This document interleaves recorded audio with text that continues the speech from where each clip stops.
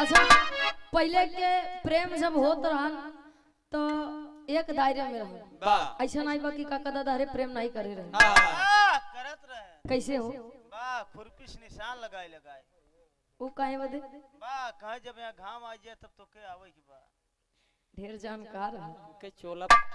अच्छा पहले के लोग प्रेम करे लेकिन आज के समय में प्रेम से बड़ा खतरा बा।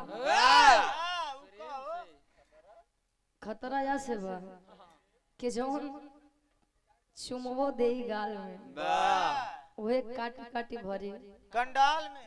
हाँ तो बचा रह जाए भैया रे। कोनो नई नवेली दुल्हन अपने दुल्हा के परदेश जाए बोले रोकत बा, कहे सैया हर जगह चला जा, दुबई चला जा, दिल्ली चला जा, सऊदी अरब चला जा, हम ना रोको, लेकिन बस कलकत्ता में न जाए।